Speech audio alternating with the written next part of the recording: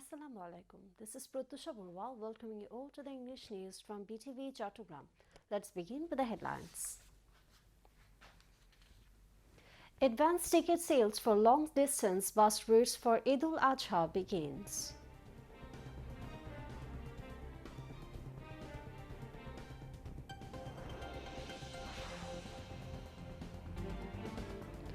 Government accepts demands of protesting Jagannath University students ending their mass hunger strikes.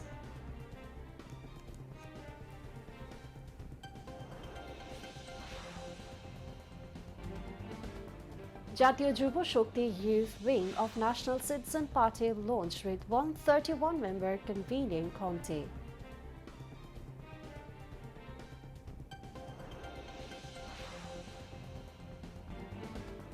At least 143 Palestinians killed in a wave of Israeli attacks across Gaza Strip.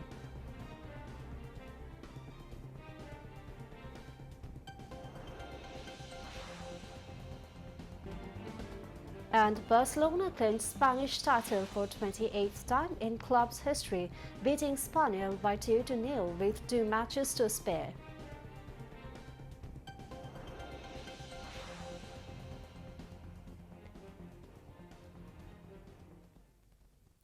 Viewers, those were the headlines, and moving on to the details.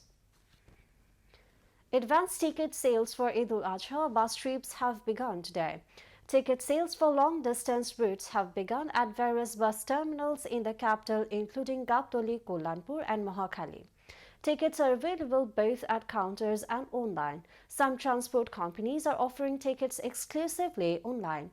However, there have been no reports of excessive crowds or indiscipline anywhere. In most places, ticket sales are proceeding normally. According to the decision of the Bus Truck Owners Association, tickets for the 29th of May started selling on 16th of May. Transport owners have said that bus fares must not exceed the approved rate list. A calm environment still prevails at the bus terminals. However, authorities expect that as the Eid holidays approach, passenger pressure will increase significantly. The government has accepted the demands of the protesting Jagannath University students. University Grants Commission Chairman Professor S.M.A. Faiz today made the announcement at the protest rally at the Kapral intersection in the capital.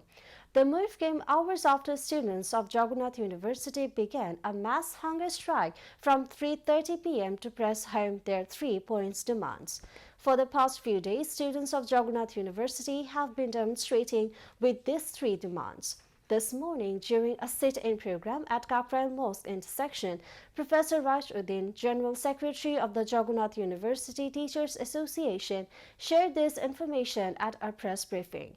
Students have been protesting for a few days with 3 demands: to implement a 70% housing allowance for students until a housing system is ensured at Jagannath University starting from the 2025-26 fiscal year, to approve the proposed full budget of the university for the 2025-26 fiscal year without cuts, and to approve the work on the students' university's second campus in the next ECNEC meeting and implement it under priority project. BNP Standing Committee member Nazrul Islam Khan said, "Young voters are honestly waiting to exercise their voting rights to ascertain the state of governance." He said this at a discussion on Maulana Martin's role in building an exploitation-free society organized by the Bangladesh Labour Party at Jatiyo Press Club in the capital today. BNP Chairperson's advisor Jainul Abidin Farooq, Labour Party President Mustafizur Rahman Khan Iran, and Secretary General Khandakur Mirajul Islam, among others, also spoke at the meeting.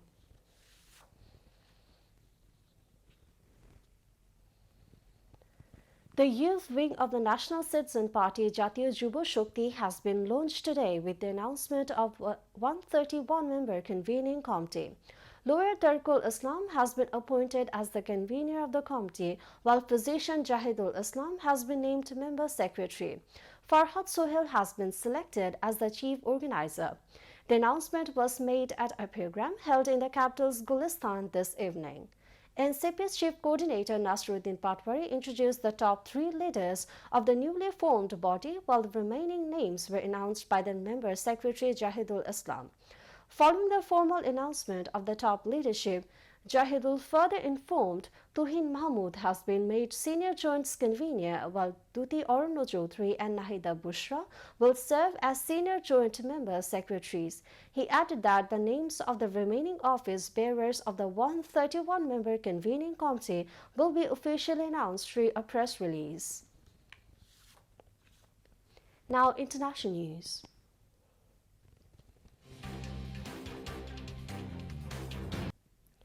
At least 143 Palestinians have been killed in a wave of Israeli attacks across the Gaza Strip since dawn on Thursday.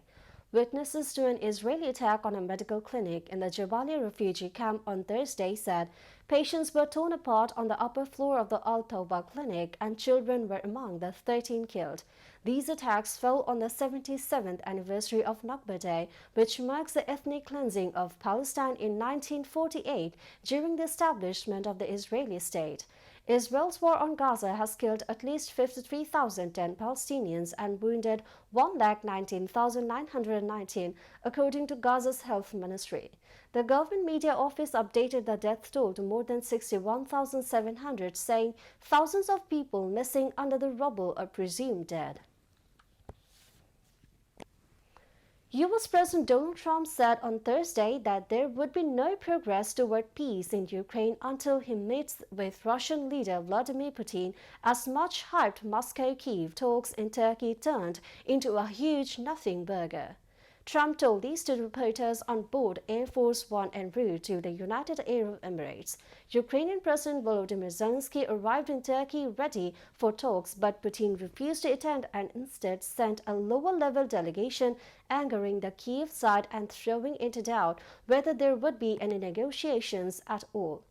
Kyiv, which had Zelensky, his top aide, and his foreign and defense ministers heading a high-level delegation, aimed to show Trump that Russia is the real obstacle to peace. It wanted to keep the US president invested in Ukraine and also pressure Russia to commit an unconditional ceasefire. Russian Foreign Minister Sergei Lavrov belittled Zelensky and said that any kind of pause in the conflict would be used to rearm Ukraine, which has been resisting Russian attacks on its soil for more than a decade.